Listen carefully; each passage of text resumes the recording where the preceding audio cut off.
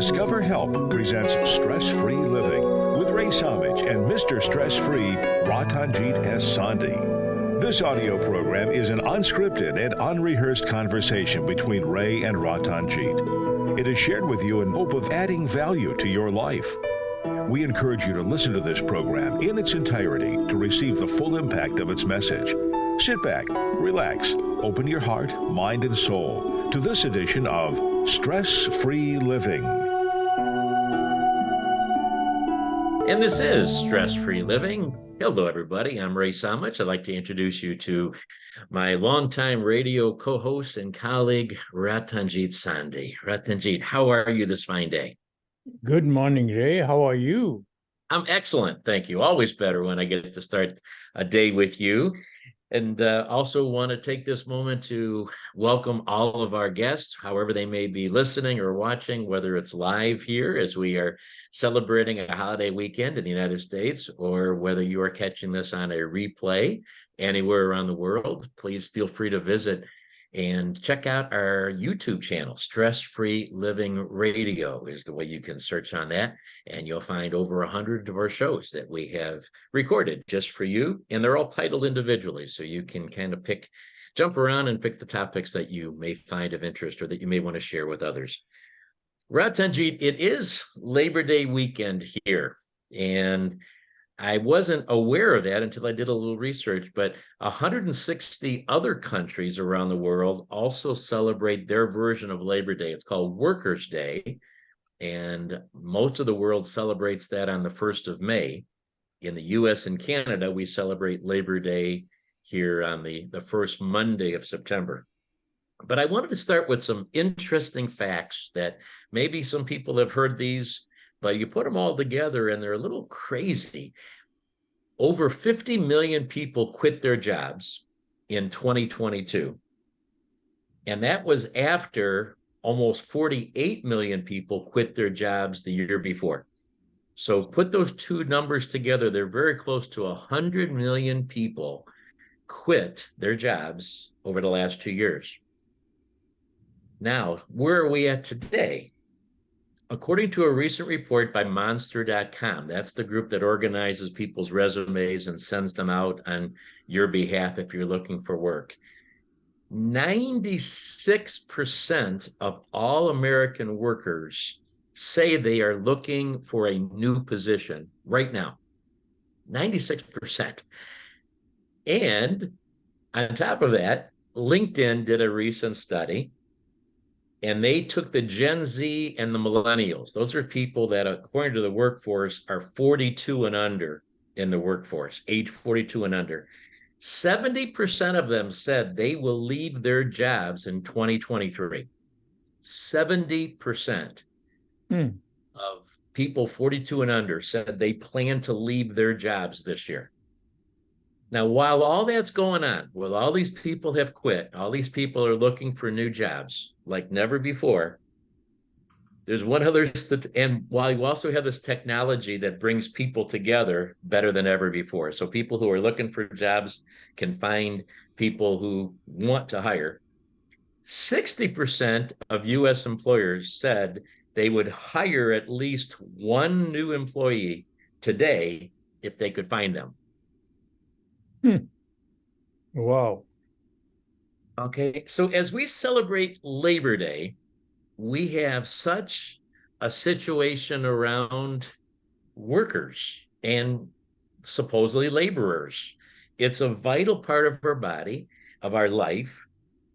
The average person spends 92,000 hours of their life on a job, working on one job or 100 jobs, but working 92,000 hours. It's such a big part of our life, but what's happening with our labor? Are we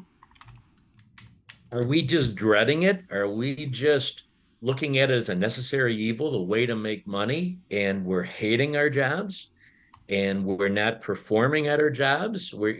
Employers are dissatisfied, employees are dissatisfied. How do we redefine maybe what labor is, what work is, so that we all can be happier at our jobs, and employers can find good people to work for them. It's quite a conundrum, isn't it? Oh, my goodness. These numbers are amazing. Basically, I'm not surprised. Fundamentally, our job, why do we look for a job? There can be two reasons. Either what I want to do, I love that, and I want an opportunity to continue my hobby in the work. Right. Second reason is I have to have a job because I have to pay the rent and I have to buy the groceries and I need money. So second reason is dominating. For sure. Everybody is looking for a job, and you end up basically when that is your mindset, you train yourself what is going to make the most money, whether you hate it. So we are basically have a society of people who are tied up in a job which they hate, which they don't like. They want to do something else, which they cannot find an opportunity to do that. And as a consequence, you have more stress and very mediocre workforce. They do not put their heart and soul into their jobs. And as a consequence, their job security is all regulated by laws or by unions or by those kind of things, not from the value they add in the job. Absolutely. But it wasn't that long ago. I remember my grandfather, my uncles that worked 30 years, 35 years at the same employer.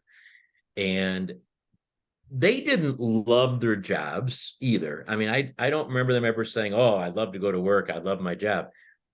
But they also didn't hate it. They said, this is what I'm supposed to do. I take pride in my work. I take pride in the relationship that I have with my employer.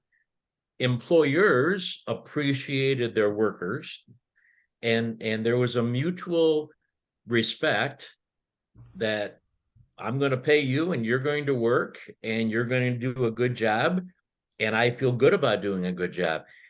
How did we shift from 30-year, 35-year lifetime employees not that many years ago? Again, just maybe 30 years ago, this was the way it was. How did we change from that to where we are today, where I get resumes from young people? By young, I mean maybe 30. They've already had 6 or 8 full-time jobs. The amount of opportunities to change the job was not as much available to us at that time, earlier time. So That's true. And today you can very easily switch jobs. You can switch your career. You can switch your basically what you do. You can retrain yourself, and our options are too many. And suddenly it's like when you have a shop which carries only very limited items and very exclusive items, they generally have, when you go there, their revenues are higher. And when you have a shop which carries everything, all junk, so generally, those are the businesses which go out of business. Right. So generally, that is known that if you have too many options, you are never satisfied with one option because you have too many options. And secondly, we have never really focused on what we like to do. What is our basic mission? What is our basic purpose of life? So, it's basically we are all guided by in our survival mode. We are trying to find enough money, more money, and more is never enough. So we are constantly looking for better opportunities, better money, and better situation. And that inherently dissatisfies you, inherently takes away your focus on doing your best, right? So you were an employer for many, many years, and I have been also for decades now. There was a lot of money was always a factor. Certainly, how much money you pay people, how much money I make is certainly always a consideration, no question. But other factors were also very important. If I treated an employee kindly, if I told them I appreciated them and valued them, if we did an annual holiday party and we talked to each other and engaged with families and things like that made a difference. They meant something to employees. It was a community, it was a family that they felt comfortable in, and that their families appreciated them as the worker. Those other factors used to be also important, as long as they were being paid a fair wage as well. They would not, that wouldn't make up for the fact that they were underpaid, but they didn't have to be paid the absolute highest amount because they knew there were other factors. They enjoyed their work. They enjoyed the community, the environment. They knew that there was a good mission of the company, that they were adding value to the community and they were part of that. All of those things used to be important. Today, when somebody comes in my office and says, I'm leaving, it's all about the money. They come in and say, I can make a lot more money here. Can you match it? And usually I have to say I can't. And again, when did that change? When did the focus for money become so much more important than the other considerations that really do have value, that really do make us fulfilled, and yet they'll give all that up just to have a larger paycheck? There are companies, I can't randomly give you the names. They don't pay that high salary, but their loyalty is very high. They have retention of people very high, and they also found that their satisfaction on the job is higher. So there are several factors. One of those, as you mentioned, if your company, your boss, your associates, they appreciate, it becomes a family, it becomes a place where you enjoy being there. That is going to increase the loyalty. And there is another thing which many of these companies do. When you are making a part, but you make a very small portion of the part. So you're not really aware of what that part does. But if you are able to show them what this part is so important in achieving something, you suddenly become a part of the mission of making a bigger difference. And your loyalty automatically increases. So I'm doing this, I'm making this, in my company, for example, some of the chemicals we make were basically simple chemicals. We made pavement marking yellow and white lines. So one of the area was that we wanted to extend the life of these pavement marking much higher, because when a striping truck goes on the road, it travels only 10 miles an hour. and there are more accidents-prone situations created by this low speed. So instead of having every 1 year, every 2 years, a truck on the road, if you have a truck, when the payment is placed at that time, and when you replace it, that is the only time which you have to put the lines on. So our lines were basically designed to last as long as the payment does. So that happened because we created a question. See, why are we making these lines? Because they save life. Because this is when you are, and they were very reflective, what we made. And it means that although less than 20% or so people travel in the night, but more than 50% fatal accident take place in the night. And it is very important that lines guide you by producing the reflective side of it so that you can see the line. It is done by glass beads in the lines. So the retention of glass bead was our priority. And as a consequence, all our employees were selling these lines as a mission to save life, not to make money. And suddenly they were passionate about manufacturing, marketing, and servicing these products. So that need to be created amongst your employees. Ray? So I'm hopeful that today's program might be of value to employers and employees.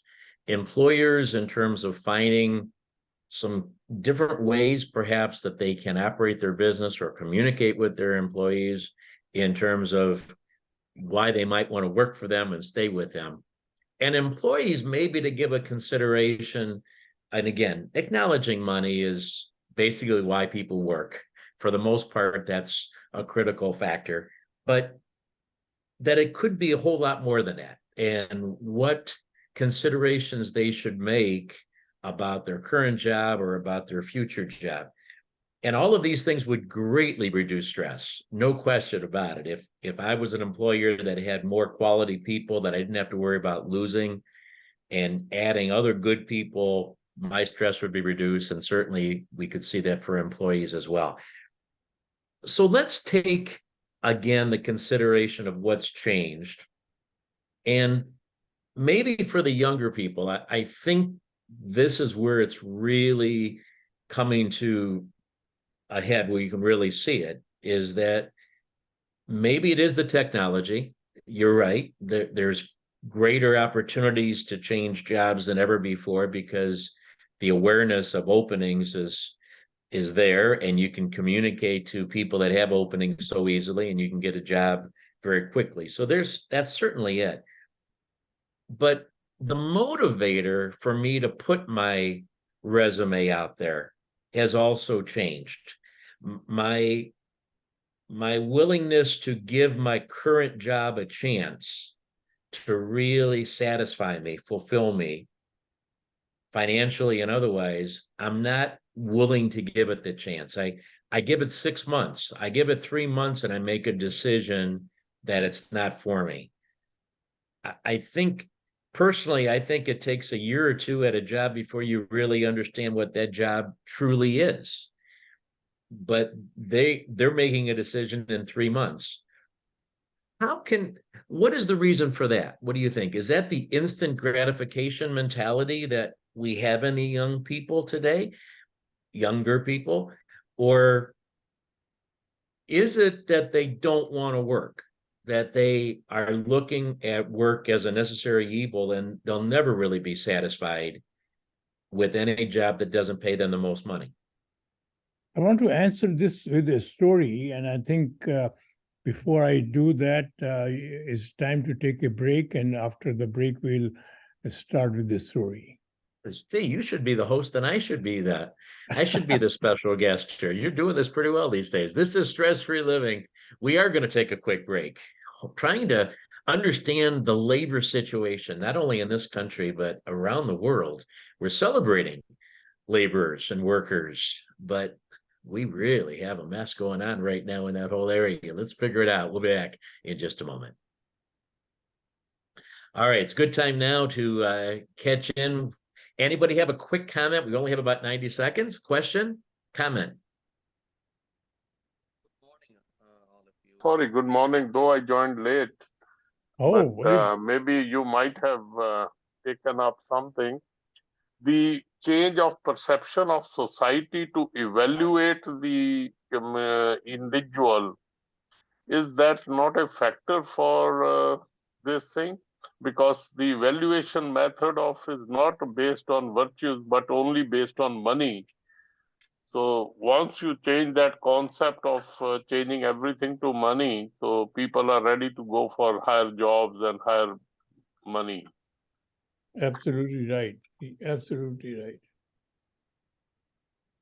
Okay, So good the thought. factor of community or the society, whichever you feel like. Sorry. Thank you.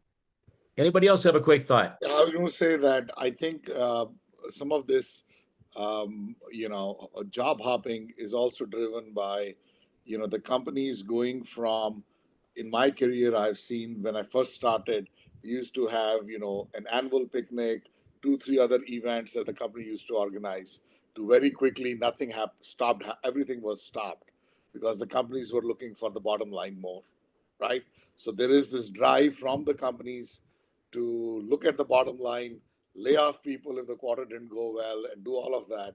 So I think that has had an effect on the employees as well, where I would stay with one company for 30 years and not change because there's more money outside, because I was happy to, if the company can lay me off tomorrow for no cause, then my loyalty Thank is you. not there. Thank you. Anybody else have a quick thought before I we come agree back from the with break? I agree with what Sudeep is saying.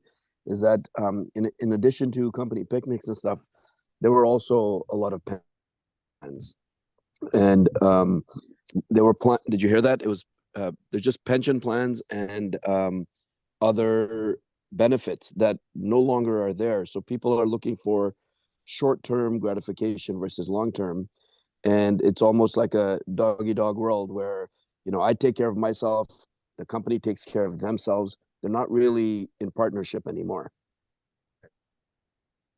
All right. Thank you so much. We've had some great comments from some of our Zoom guests while we were away from the break. And we thank them for adding input here and adding value to the show. That's what we do during the breaks. Before and after the show, we talk with our Zoom guests. If you'd like to be on that side of your radio or internet, however you are watching or listening to us, we do share that link with you for the Zoom. Contact us and let us know, and we'll be happy to invite you to be a part of our internal conversation for every show. Ratanjit, I've noted what some of our guests had said, but I'm anxious to hear the story that you were teasing us about. So why don't you start with that, and I'm going to come in and bring some of these other comments in. So actually, there are two sides of this. One is the employer, and one is employee. Sure. So employee really cannot totally control the employer. Sure, not at all. And how do you take the control of your job? How do you produce satisfaction from your job? How do you produce higher income from your job? If an employee is so valuable, the company will recognize it, and if it produces proper revenues and all those things, generally the company would value the employees. So now, if you take my story is about a mother who is delivering her baby, and she's in the hospital, and she had a baby, and when she comes home, somehow that baby got changed in this massive hospital, but she doesn't know. So when she comes home, she treats that baby as her own. And as a mother would have, when you have that baby, she does everything. She cleans her diapers and feeds the baby and gets up in the middle of the night when the baby cries. So that service, if you expect from a person you hire, you will never match that. A person who mentally consider this is my baby, the service that person would offer to that baby is unparalleled. It cannot be duplicated by a nurse or a professional caretaker. You agree with that? Yes. Mother has the instincts as well as the passion, desire to take care of her baby like nobody else. Right. So in our work,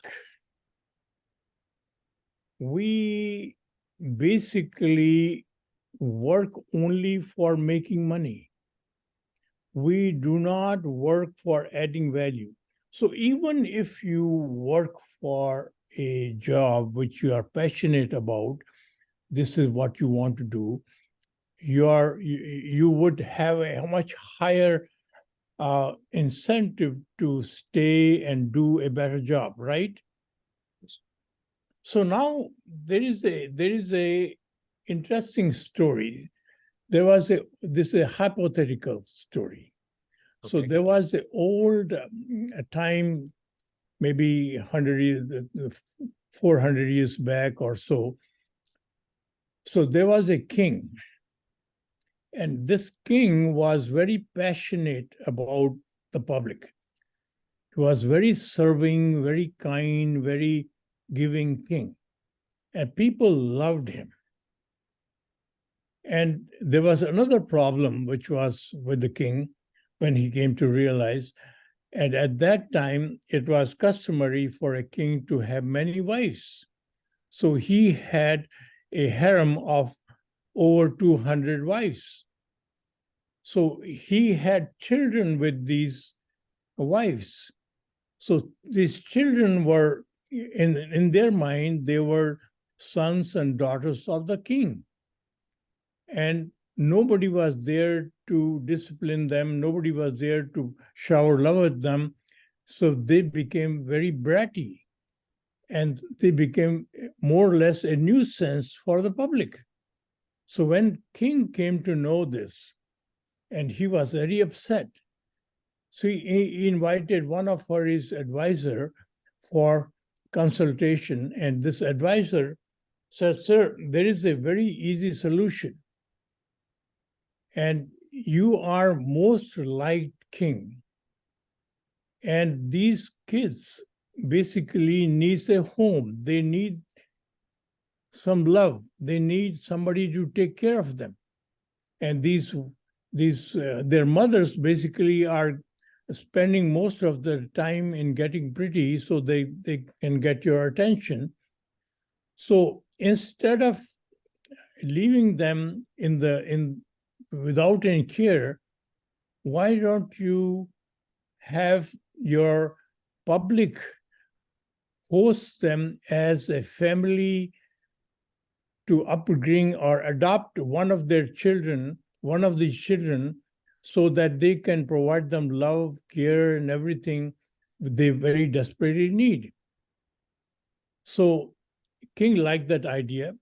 So now the question is, supposing I am picked I'm a family who have been picked by this king to bring up the son and the daughter, and I cannot hit them. I have to provide love and care. I have to improve my habits. I cannot smoke or drink randomly.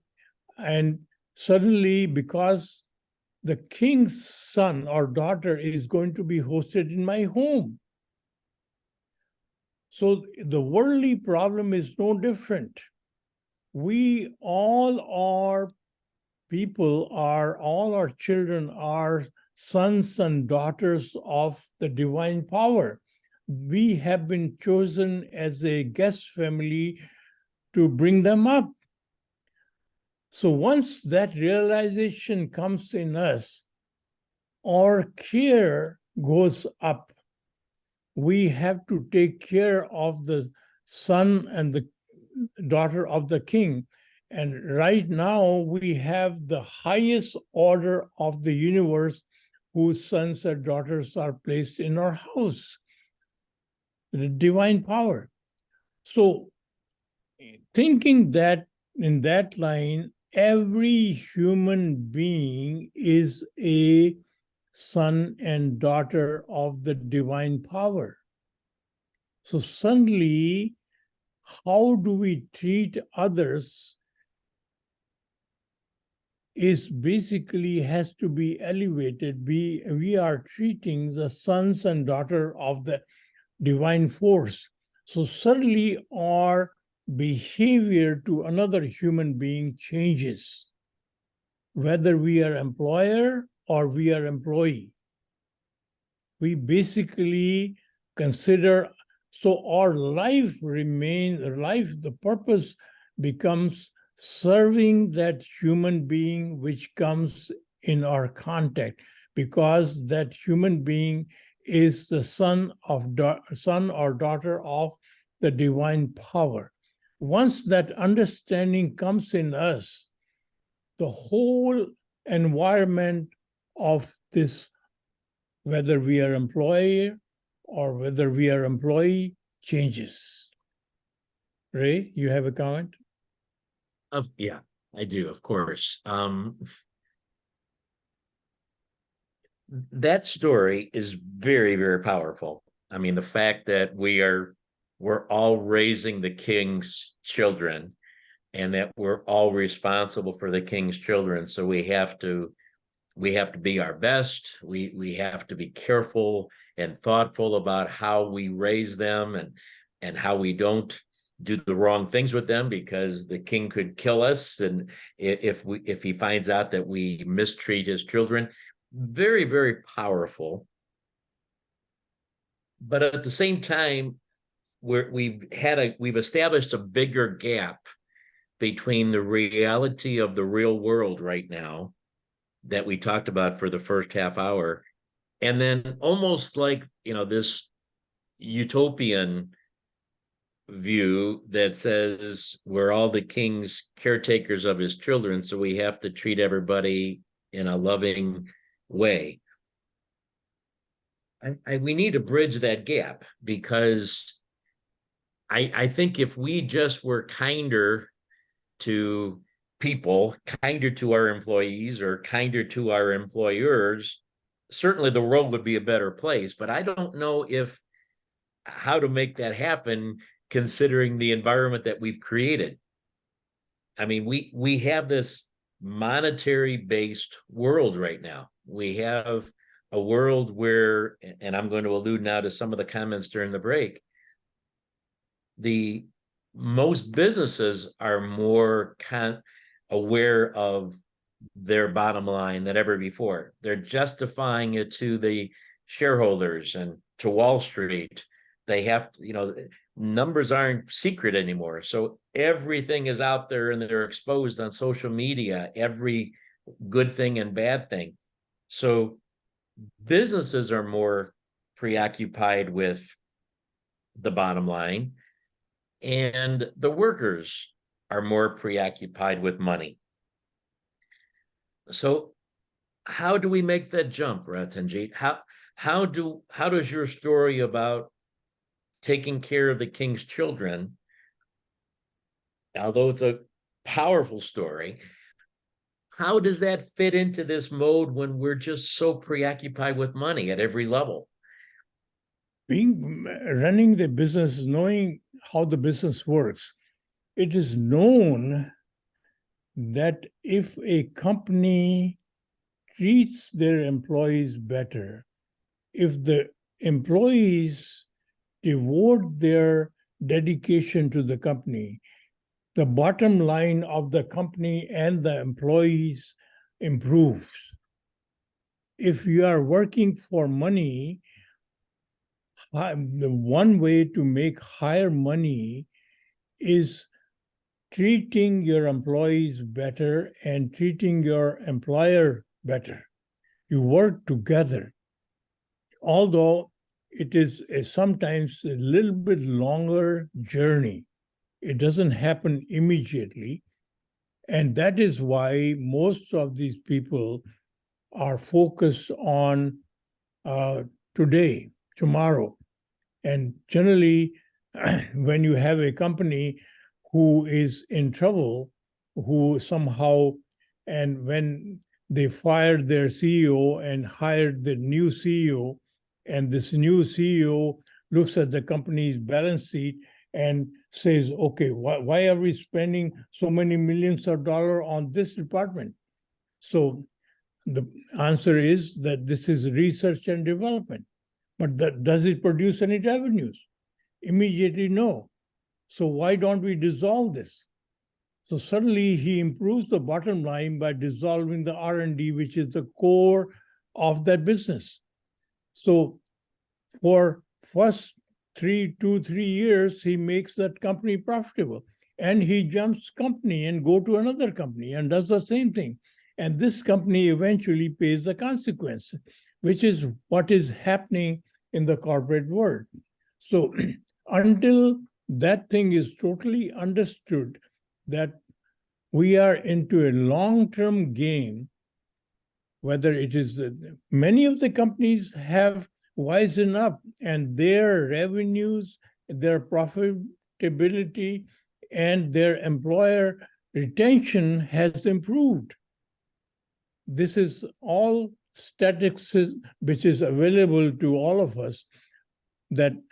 And I'm talking about the mindset within me to serve my fellow employer, my fellow worker, my associate better, is when I am looking at another person, I'm looking at basically a person which was sent by the divine force, and I have greater incentive to serve him rather than looking for whether this person is going to help me financially or materialistically, rather than basically focusing on the satisfaction which I personally gain rather than the satisfaction basically coming by money. So we have to slowly change the mindset from money to service, to satisfaction, to adding value, right? Yeah, I think the problem, as much as that all makes sense, and it's very wise and long-term accurate, you used the word slowly just a second ago. I think that's the problem, Ratanjit. That's the problem, that we're not willing to do anything slowly in this era. Companies have to produce. Within 6 months, I need a change. When that new CEO comes in, they say, do it now. Okay, don't put things in effect that are going to benefit this company in 3 to 5 or 10 years. We need to change now. We're blood, red blood ink all over the place now. We need to change it. Employees are saying, I don't want a job that's going to take care of me in 5 or 10 years. I need a job that pays me the most right now, where I'm, quote, happy now. We have become such an instant gratification world that we don't give things time to improve slowly, even if it's the best move in the long run. And I don't deny that. What you're saying is true. The companies, one of our Zoom guests here alluded to, when I says you used to have 30-year careers, they said that we used to have pension plans, okay, that rewarded you for being there for 30 years. Now they've cut a lot of that out. They've even cut some of the benefits from people that did work those 30 years that thought they were going to get X and now they're getting half of X because they couldn't justify that for today's account P&Ls and balance sheets. So they've cut all of that long-term thinking out, both from the employer standpoint and the employee vision, willing to let things develop. And they're all looking for now. I think that's what we need to change. I think when we come back from the break, maybe that's what we need to address is we can't make these changes slowly. What can we do now to change a situation that I don't think we're going to give it time to change by doing things long term? I'll let you think about that. We'll take a short break. This is Stress-Free Living, and we're dealing with a really stressful topic here today. The employee-employer relationships, labor that just isn't working the way it used to. Is it ever going to work that way again? We'll be back in just a moment.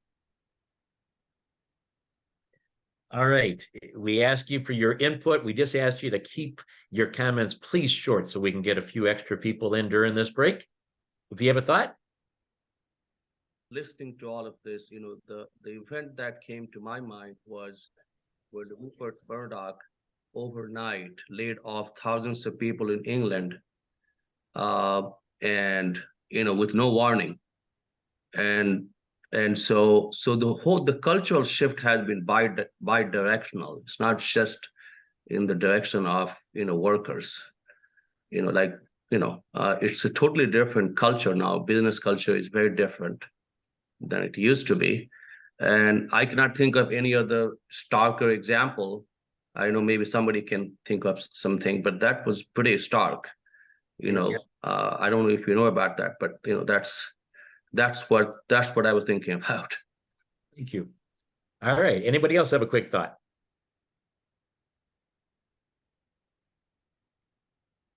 Anyone else want to have a question for me to ask Ratanjit? We've got one more segment coming. I have a quick comment. I think that when something is right, I think you have to fight for it. You have to proselytize it because it doesn't matter if there is like an overwhelming kind of cultural force in one direction. I think what Mr. Sondhi was saying, that's the right call. I mean, and time and again, it is proven that just exclusive attention to the bottom line. General Motors tried to save 25 cents on an ignition switch and cost them $10 billion. There must have been some meeting in BP that where some people might have said, let's have an additional valve, 300 meters or 3,000 meters under the surface of water. Why are we having just one valve? And somebody said, no, it costs too much money. We are back on Stress-Free Living. Thank you so much for being with us here. Apologize to some of our Zoom guests here because we try to fit in these quick conversations to get as much input from them as we can, but we've got a great guest crew here today. So we thank them for being with us and ask you to please stick around for us because right after the show, we can talk a little bit more in detail. Ratanjit, some great input coming from them. And if I am misrepresenting on behalf of the employee being the problem, I want to point out to all of our guests that it's an equal problem. One of my guests says, it's a two-way street, and it is that the employers also are not in it for the right reasons. Many of them are laying off thousands of people in the middle of the night without even telling people why and how. They're making decisions also at the employer level that are purely dollar and cents oriented and not caring about employees and their families. So it's happening on both sides. There's no question about it.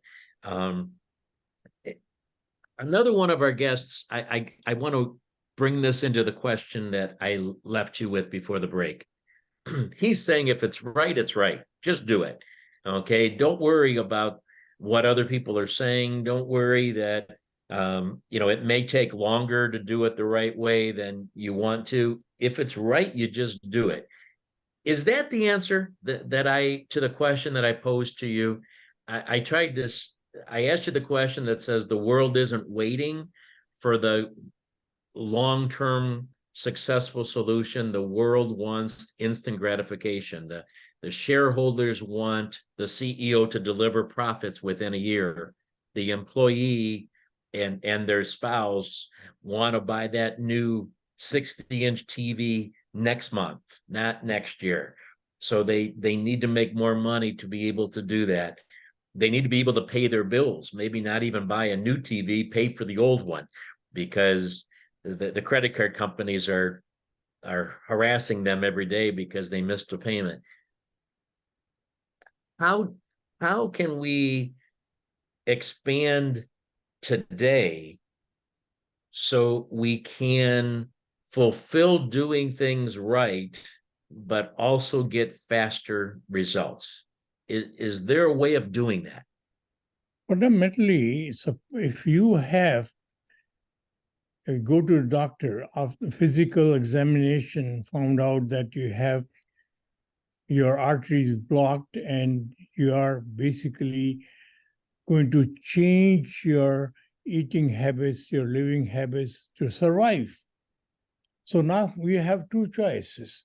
Either you continue doing what you do, then the eventuality is obvious, you are going to kill yourself. So to survive, you have to change your habits. So this thing cannot go on forever. This paradigm of what is happening in business and in employment, whether both parties, whether we are employees or employers, we have to think differently.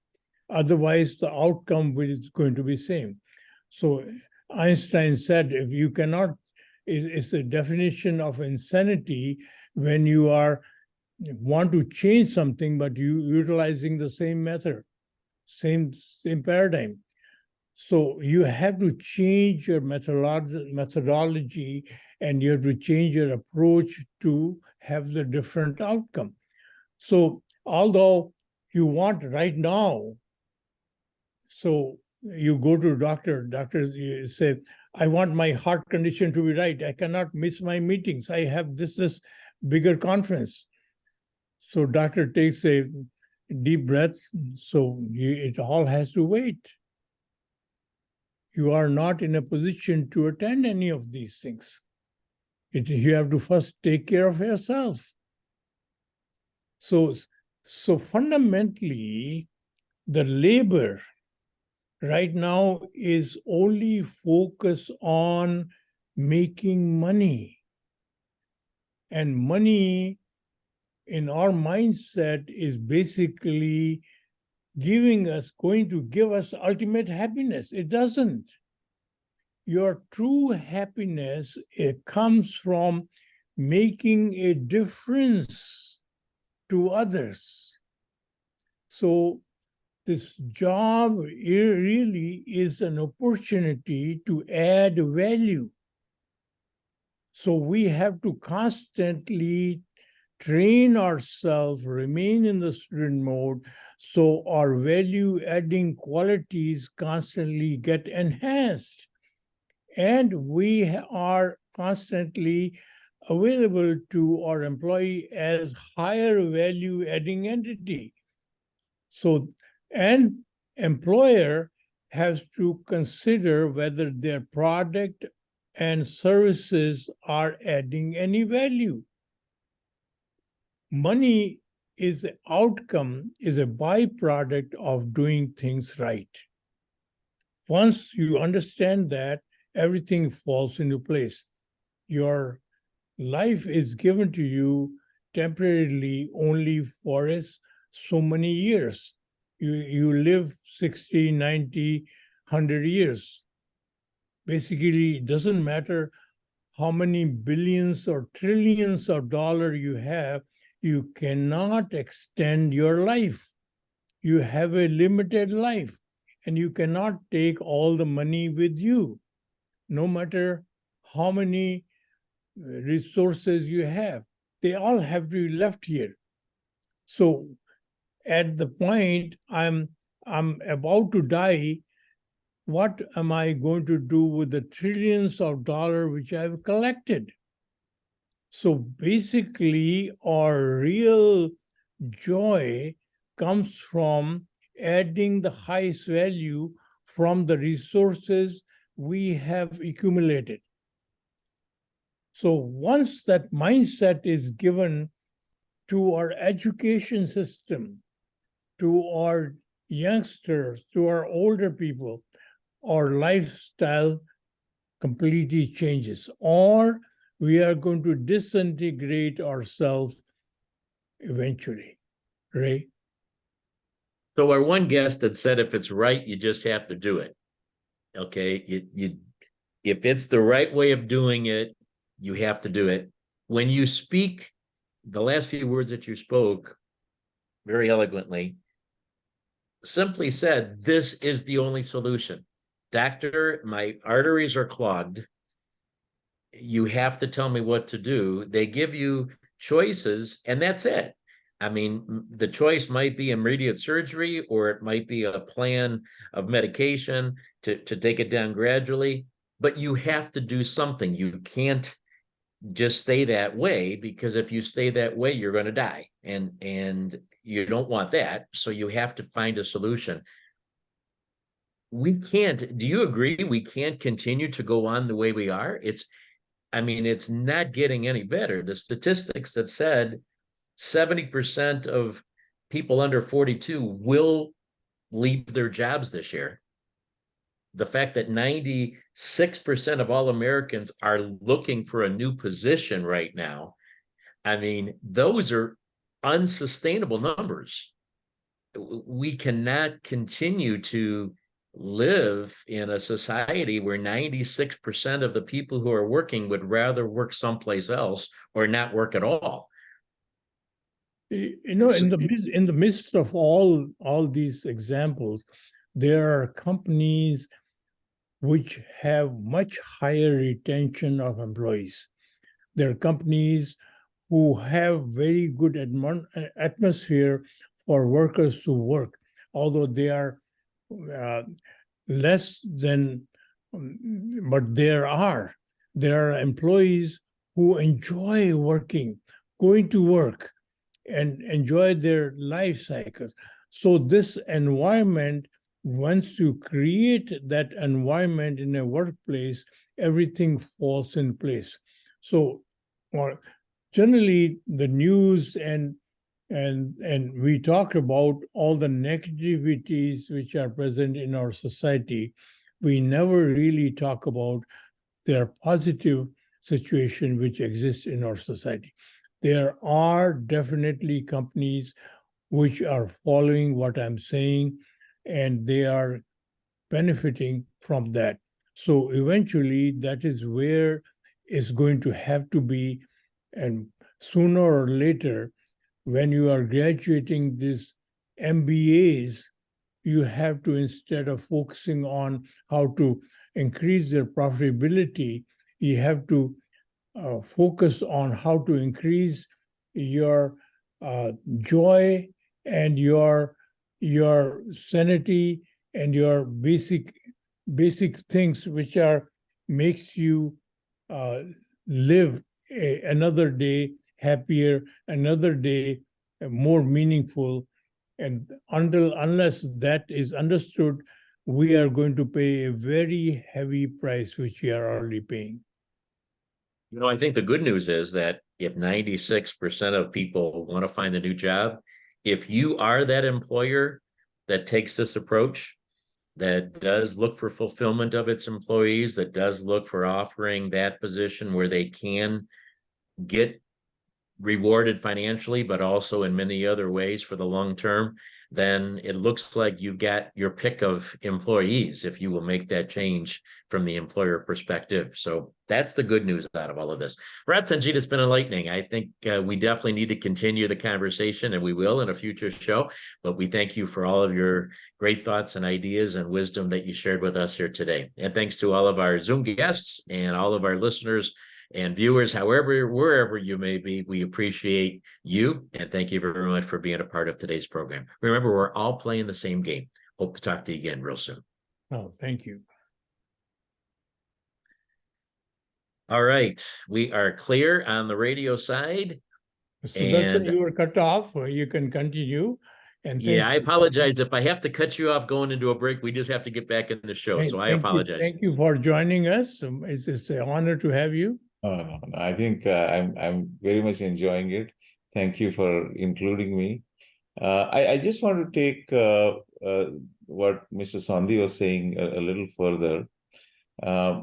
You are right about all the bad news, but we have to remember that good news does not sell, and bad news sells. So there was a writer called Will Durant, and he said that if all you did was listen to the media, you would think that a third of humanity is killing the other third, and the rest are committing suicide.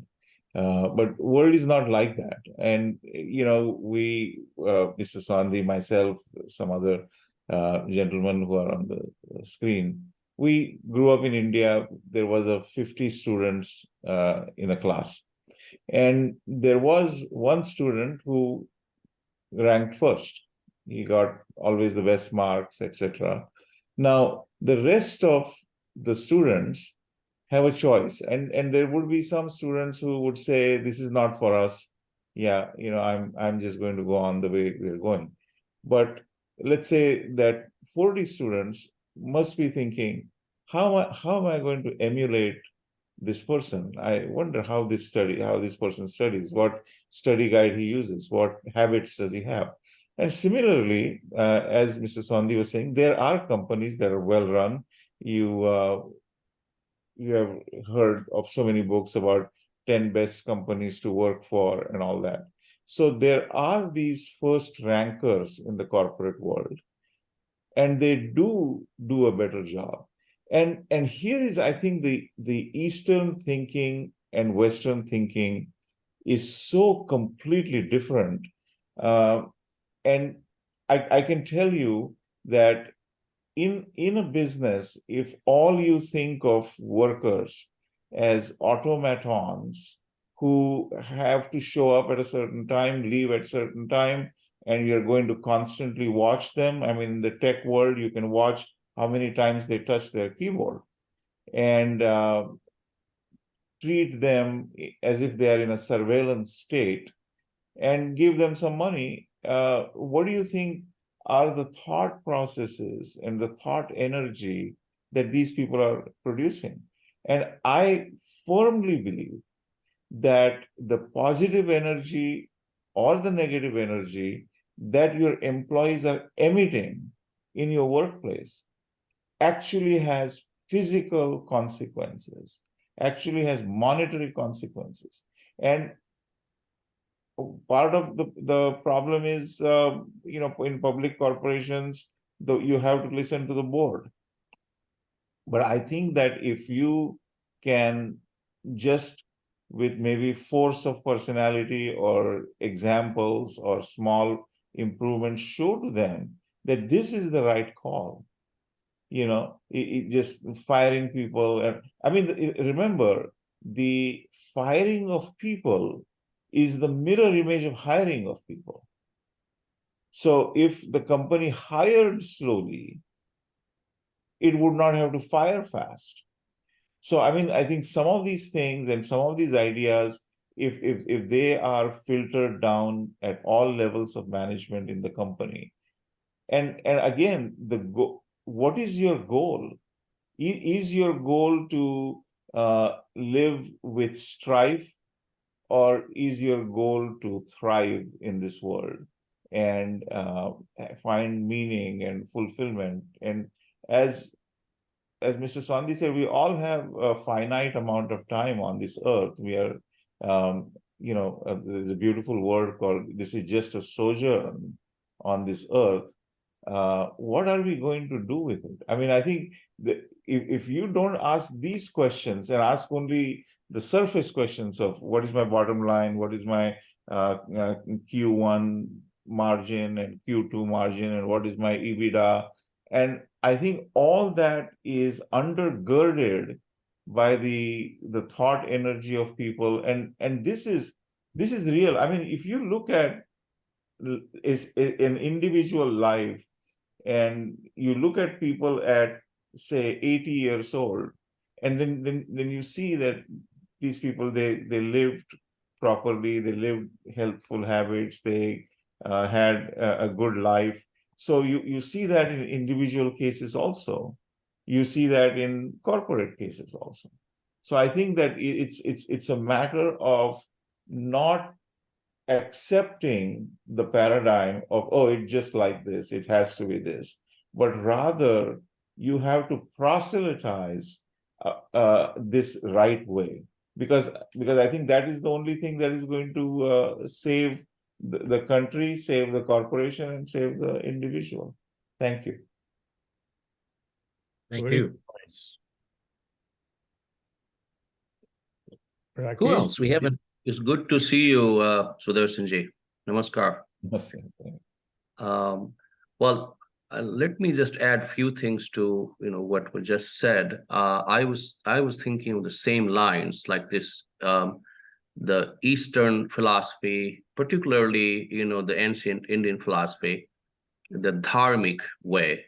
That's what we call it in our parlance, and that's where we just strive to do something good. In whatever we do, good for all, not just good for a group of people. And the numbers that Ray threw out at the beginning of the show, it's pretty clear that we are on a very wrong path. We can say that there are some good companies out there, which is true, but nonetheless, we are collectively on a wrong path. That is not debatable. Okay, so how do we change that? I think we need to really derive some wisdom from some of the other cultures, because in the West it has always been the survival of the fittest type of paradigm, okay, or this gladiator mentality, so the stronger wins. And that has to be taken, that has to be replaced with some other ethos. If that doesn't happen, we are not going to change anything. We can, so that's just my feeling with this. There has to be a sea change in humanity in terms of how we look at life and how we look at our common purpose on this earth. Without that, I don't see any reversal in this at all. There was a 60 minutes program on the survival of the fittest. So they say that they found out that it is not the survival of the fittest, but it is the survival of the kindest and the friendliest. So that is proven by science and by technology. So they gave the example of this wolf. Wolf is very strong, and another species of wolf is dog. Dog is very friendly and kind. So dogs have survived much better than the wolf. Right, and there are lessons of this in the world history. I mean, that's beyond the scope of this, this meeting here. But there are some very good examples in the world history of that, actually. Yes, you're very right. So survival of the fittest is what American or businesses use, but they are not. Survival of the kindest and the friendliest. Who else has a thought they'd like to share? I know, Ratanjit, you have some house guests coming, so I know you don't have a long time. Does anyone else have a thought or a question? Love to hear from you. I just want to just say about the survival of the kindest. This is a true story. We all know about the Columbine massacre and in school. And these two kids who killed all these other kids, there was a girl who was very nice to them always. And they first came up on this girl when they entered the school, and they told her to go away. And this thing about survival of the kindest. So that's the survival of the kindest in real world. Thank you. Oh, goodness. Wow. Hi, Sana, how are you? Hi, I'm good. Thank you so much. It was a wonderful session. Of course, Sudarshan ji is here and so many veterans on the platform. So the real testimony lies in eating. They say that the proof lies in the pudding. So I have a very young friend of mine joining this session today. She's sitting next to me. She's just begun her career in Unilever in UK. So I would like her to, she's totally off guard right now because I caught her unaware. And I really want to know what's her perspective today after listening to this webinar. Yeah. Hello. Hi, welcome, So welcome. Yeah. Oh, Yeah, my name is Sanya, and I'm a formulation chemist at Europe a few months ago, and just finished the induction session, and I heard the entire session today. It was so nice to see, how Ratanji reflected on how some companies actually have a culture of, valuing the employees and their welfare before profits and results. So I've experienced at Unilever, it's such a beautiful company where they value their employees' welfare first, and then, whatever the work commitments, whatever they exist. And that's why I just wanted to know, Ratanji, what would you suggest for me, to, add value to the company? Like, how can I do that in, small ways every day? And, at the end of my placement, maybe get the best out of myself and be the best value addition to their team. So there are two aspects of it. One of that is continuously increase your capability. So remain a student. So Yes. every day learn something new. Okay. Every day you're learning something new, and don't become a, when you see a CEO has under her or him people who are head of the department. They are better qualified in that subject than the CEO. Why the CEO is the CEO? Because he has a higher vision collectively to add value to the customer, to the society. Yeah. So similarly, he has collective knowledge, but he's not an expert on everything. So the more knowledge you have, not that you are going to become expert, the more knowledge you have, the wider vision you have to add higher value, wider understanding you will have to understand the problem. So ultimately, the purpose of a corporation is to systematically concentrate on solving and eliminating a problem by a product or a service. So never shy away from the problem. Problem is a gift which is given to you to solve that. If you are a maintenance engineer, basically, or you are a doctor, only sick people come to you because you can change them. So similarly, the more expertise you have, the more problem will come to you, and more focus on these problems with the diversified knowledge you have, you'll be able to solve, your value goes up and your contribution goes up. Yes. Thank you so much, Ratanji. So don't run away from the fire, run to it so you can put it out. Yes. Yes, or learn how to how to fix broken toys. Somebody told me very early on in my career. Good One morning, other quick. Kim. I Sorry. just want to add, listening to this conversation has been fascinating because the majority of my adult career has been hunting to sustain the business. And what I hear, what came up for me were two things: trust and freedom. If I'm grounded in oneness, then I am focused on adding value and not preoccupied with hunting and driving for a bottom line. I have the freedom to bring my talents and gifts and to contribute to the organization as a whole, knowing that it will be mutually beneficial. And I think that where I observe the breakdown in my community is in a lack of trust and a lot of fear and uncertainty. And when there's fear, uncertainty, and a lack of trust, then that creates or contributes to the breakdown in the relationships everywhere. Very nice. Ray, I think I have to leave. I know you do. Yes. Here. So you continue Okay. the conversation with our guests. And It won't be the same without you, but we'll see if anybody else wants to share any other thoughts while we're together.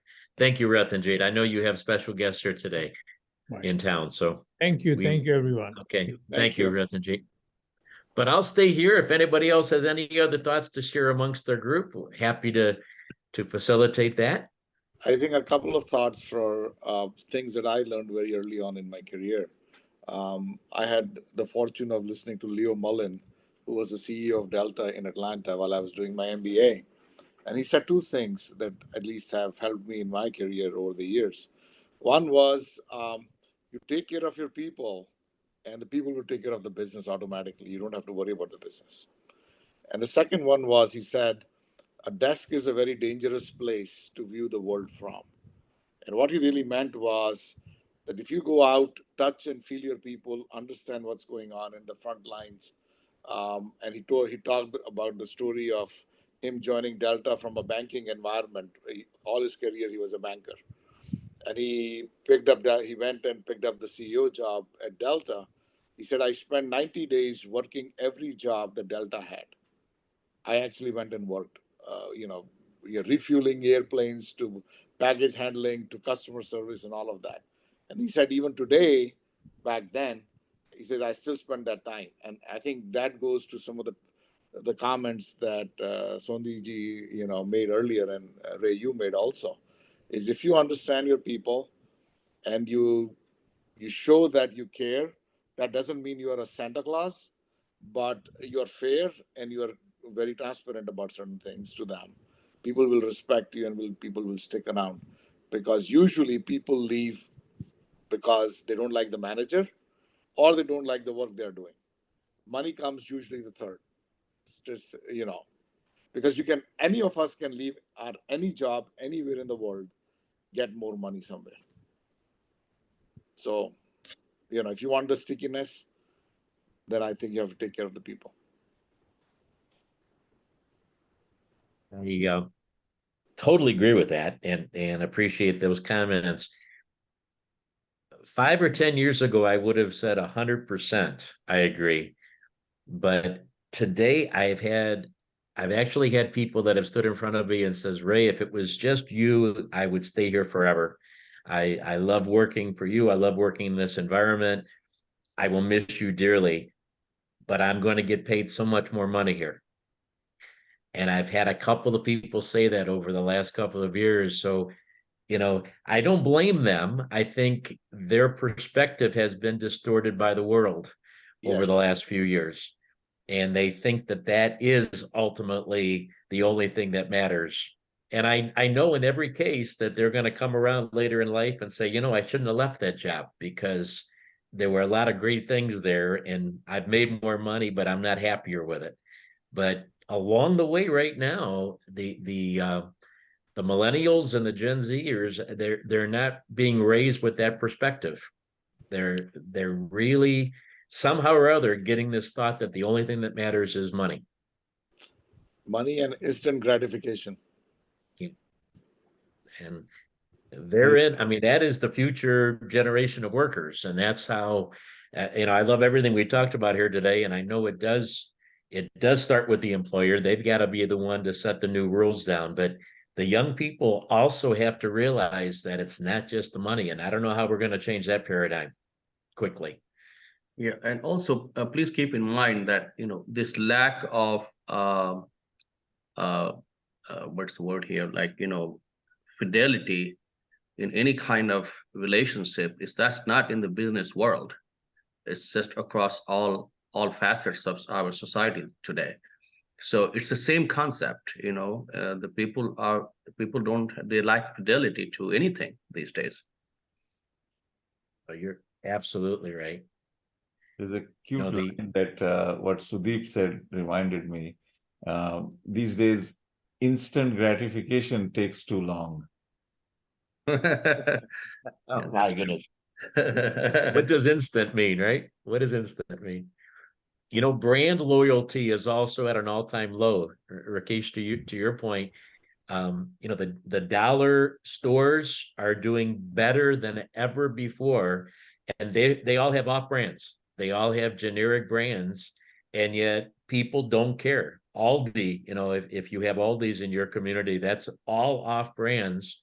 And people don't have the brand loyalty anymore either. It's just like, if I can buy this and it's almost as good for a lower price, I'll buy it. And so, fidelity of relationships, of values, of bosses, of brands.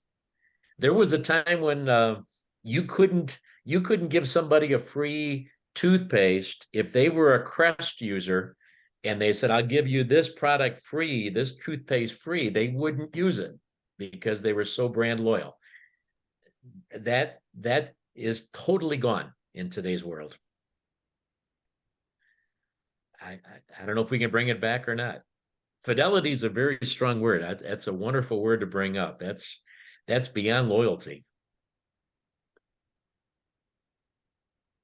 Well, we appreciate all your thoughts. If there's any last thoughts, please share them or questions. If not, I will welcome you to join us every week. We are planning to be here on an extended basis. Nobody's traveling, and hopefully everybody will be healthy. So please feel free to join us every Saturday morning. We love having you as part of it. You truly inspire me and inspire deeper conversations. So it means a lot to us to have you. And I also invite you, if you can't make a show at any time, to check out that YouTube channel, Stress Free Living Radio.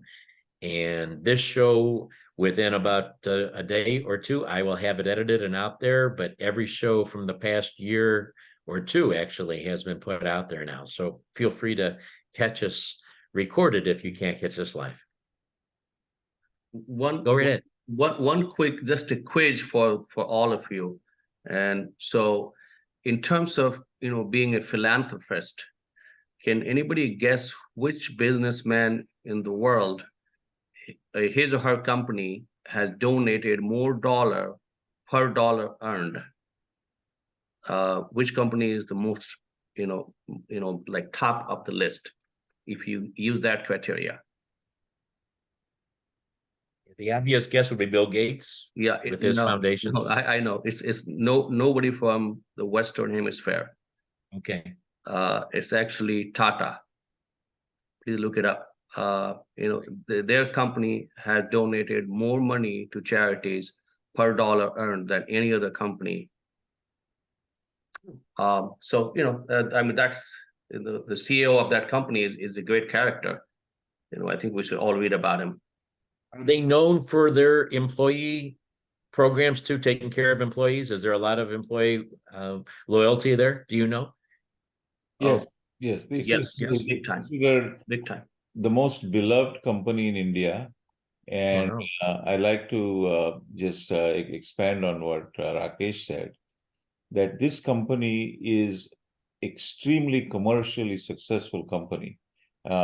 just one unit of their company is called Tata Consultancy Services.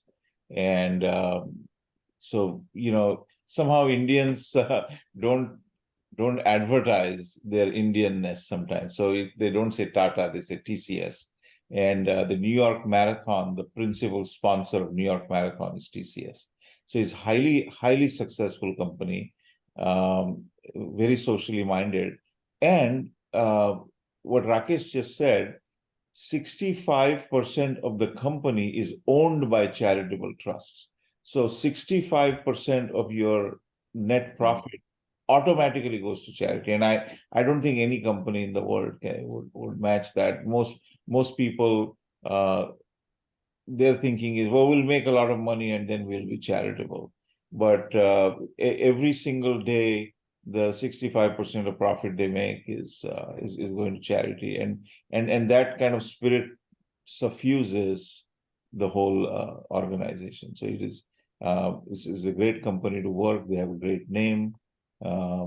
This Ratan Tata is some 90 years old that Rakesh mentioned. It's worth looking into him. But yeah, that's. Thank you both for sharing that. I was not aware of that at all. Being one of those Westerners, I missed it. Thank you. All right. Well, there's a lot to learn from each other. That's what I would say. We certainly do. Always learning. Thank you. Me too. All right, everyone. Thank you. Have a wonderful weekend. Thank you so much for being with us. It was really a pleasure to have. My pleasure to have all of you. Thank you.